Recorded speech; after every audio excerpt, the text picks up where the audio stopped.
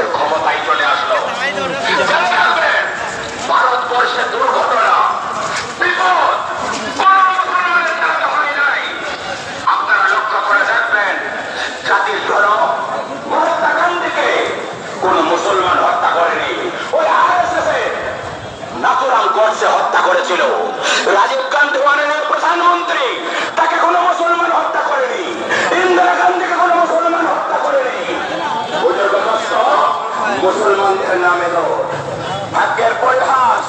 2014 সালে একটি দল ক্ষমতা আসলো, আরএসএস মার্কা। তাদের ওই 1925 সাল থেকে পরিকল্পনা এই ভারতবর্ষ থেকে দাড়িওয়ালা টুপিওয়ালা মুসলমান কোরআনকে ঠকাতে হবে। তখন থেকে তারা পরিকল্পনা ছিল।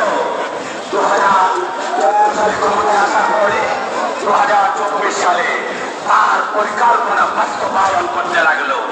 2024 সালে একটা আইন আনলো, কমিটি গঠন করলো, ভারতের জাতীয় শিক্ষা অধিকার কমিশন 2024। তাতে কি আছে বললো, দেখো তো ভারতবর্ষের মাদ্রাসায় কি হচ্ছে।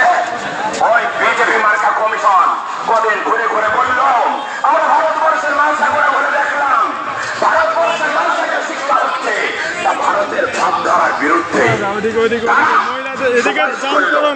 মাদ্রাসা বন্ধ করা হোক, ছাত্রদের স্কুলে কলেজ একাডেমিতে ভর্তি করা হোক। জমিয়তুল উলামায়ে হিন্দ মাহমুদ মাদানী আমাদের সর্বোচ্চ নেতা, তিনি অনুভব করেছিলেন মহাবিপদ।